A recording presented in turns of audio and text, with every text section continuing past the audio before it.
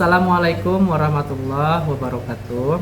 Perkenalkan, nama saya Dina Sutiawan SPDI, Guru Pendidikan Agama Islam, tempat tugas di SLB Negeri Al-Fansuri, Kabupaten Aceh Singkil, Provinsi Aceh. Pada kesempatan kali ini, saya ingin menyampaikan video pembelajaran tentang beriman kepada hari kiamat. Mari anak-anak semua kita saksikan video pembelajaran yang akan Bapak sampaikan. Materi yang akan Bapak sampaikan pada pembelajaran hari ini yaitu tentang hari kiamat. Hari kiamat merupakan salah satu rukun iman yang wajib kita imani. Hari kiamat posisinya kepada urutan yang kelima, yaitu beriman kepada hari kiamat.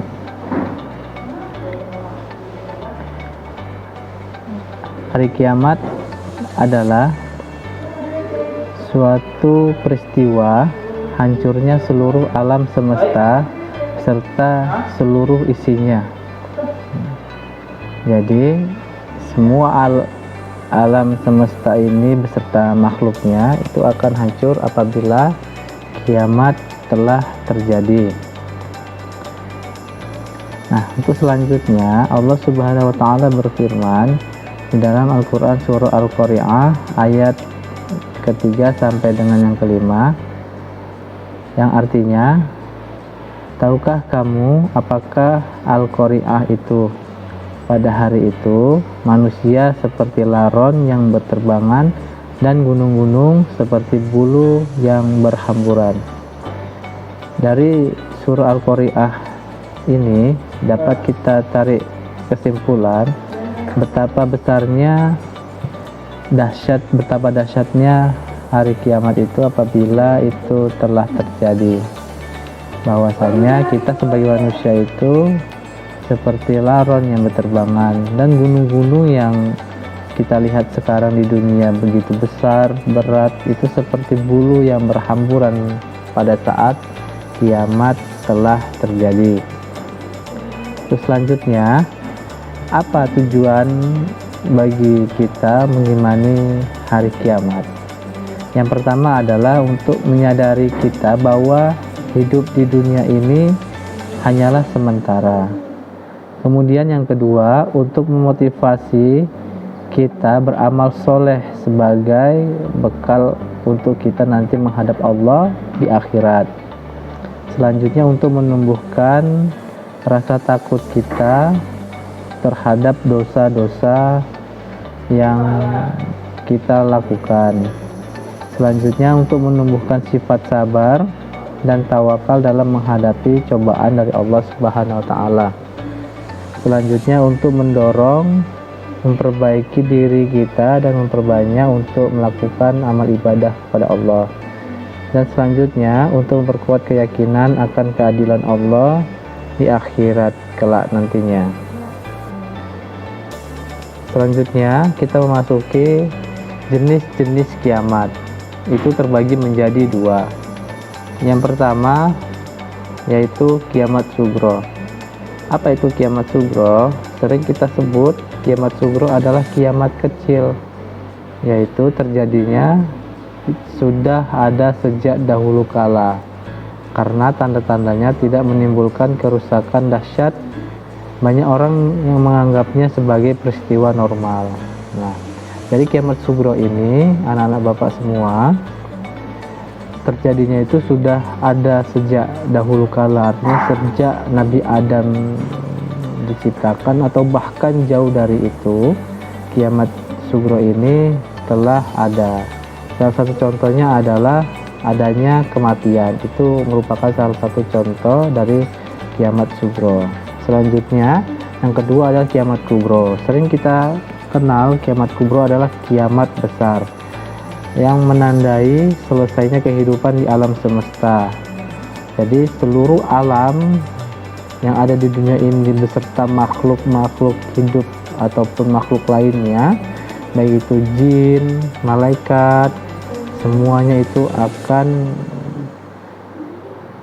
selesai, akan hancur. Jadi begitu dahsyatnya kiamat kubro yang nantinya akan terjadi. Kita tidak tahu kapan terjadi kiamat kubro, hanya Allah lah yang mengetahui kiamat kubro itu kapan terjadi. Selanjutnya, peristiwa setelah hari akhir atau hari kiamat itu yang pertama adalah alam kubur. Alam kubur ataupun alam barzah adalah masa di antara kematian manusia di dunia dan saat pembangkitan kehidupannya kembali manusia di hari pembalasan. Jadi alam kubur itulah tempat kita menunggu ataupun menanti sampai nanti terjadinya hari kiamat kubro atau kiamat besar itu terjadi. Kemudian yang kedua itu yaumul ba'ats atau hari kebangkitan. Artinya hari kebangkitan manusia dari alam kubur menuju ke padang mahsyar. Selanjutnya yang ketiga, yaumul mahsyar atau hari dikumpulkan, adalah hari dikumpulkannya seluruh manusia di padang mahsyar dalam keadaan bermacam-macam sesuai dengan amal perbuatannya masing-masing. Selanjutnya yaumul hisab atau hari perhitungan amal, yaitu seluruh amal perbuatan yang ada di dunia ini selama kita hidup itu akan dihitung oleh Allah nanti ketika kita telah meninggal dunia. Selanjutnya yaitu yaumul mizan, itu hari penimbangan amal. Jadi amal yang telah kita lakukan selama di dunia ini akan ditimbang, ditakar dengan seadil-adilnya oleh Allah, baik itu amal baik ataupun amal keburukan. Selanjutnya adalah syirat. Syirat ini adalah jembatan panjang yang disediakan oleh Allah di atas neraka jahanam dengan jalan yang sangat menakutkan. Semua manusia akan melewatinya untuk menuju ke surga Allah.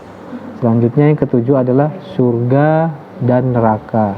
Surga adalah tempat yang mulia, tempat yang mana penuh dengan kenikmatan, yang mana kenikmatan itu, kemuliaan itu akan dirasakan selama-lamanya, yaitu artinya kekal abadi. Kemudian neraka adalah tempat kesengsaraan atau penderitaan selama manusia itu hidup melakukan kemaksiatan, maka tempatnya di neraka. Jadi dia dipenuhi dengan siksaan dan siksaan itu dirasakan selama-lamanya ataupun kekal. Anak-anak semua, selanjutnya apa sih hikmah kita beriman kepada hari kiamat ataupun hari akhir? Itu yang pertama adalah untuk menumbuhkan rasa takut kita kepada Allah.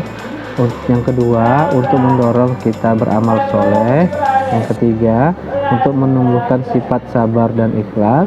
Yang keempat, untuk memperkuat kesabaran menghadapi penderitaan.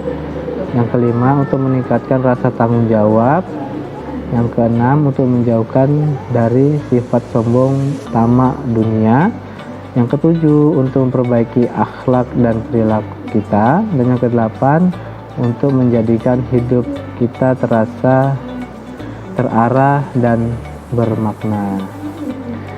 Baiklah anak-anak sekalian yang Bapak banggakan, sebagai kesimpulan kita untuk materi pada kali ini tentang beriman kepada hari kiamat, Bapak berpesan kepada kita semua dan untuk khusus juga Bapak, marilah sama-sama kita persiapkan diri kita untuk kita lebih banyak melakukan amal-amal soleh, amal kebaikan, agar apa? Nantinya amal kebaikan yang telah kita lakukan selama kita hidup di dunia itu nantinya yang akan dapat menghantarkan kita ke surga Allah ketika kiamat itu telah terjadi dan kita terhindar dari neraka ataupun siksaan Allah yang ada ketika nantinya kiamat itu juga telah terjadi. Semoga bermanfaat bagi kita bersama dan semoga kita mohon kepada Allah Subhanahu wa taala agar kita dibimbingnya selalu untuk kita senantiasa di jalannya. Amin ya rabbal alamin. Demikian dari Bapak tutup dengan wassalamualaikum warahmatullahi wabarakatuh.